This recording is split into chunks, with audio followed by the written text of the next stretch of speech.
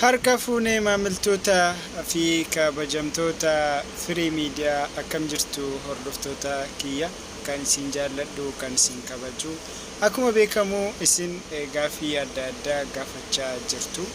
gaafii kennisaniif hangan danda'e deebisaan jira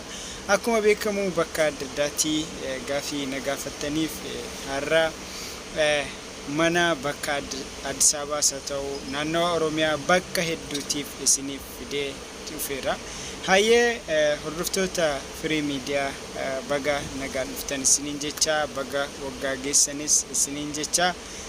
barri haaraa kan nagaa kan gammachuu kan hundi keenya Oromiyaan tokko taatu Rabbi nuuf taasisu jecha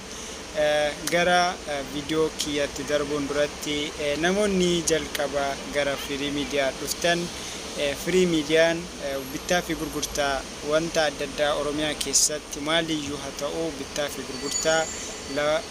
manaa fi makiinaa gontoota adda addaa irratti video dalaga. Hayyee kan isinirraa eegamu yoo subscribe gootanii jiraattan video like gochuudhaan yoo immoo like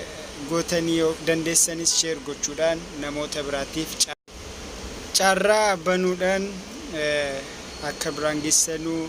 kabajaan singaafadha. Hayyee har'a mana fi konkolaataa namoonni keenya bituu danda'anii gaafii qofa osoo hin taane yoo dhugaadhaan bitan yoo ta'e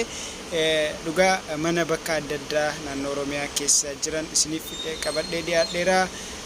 Tokkoon jaraa irratti sagaleen dubbachuu yoo dhiiseesi tokkoon jaraa manichaa jalatti gatii isaa fi bakka isaa isiniif barreessaa kan jaallattan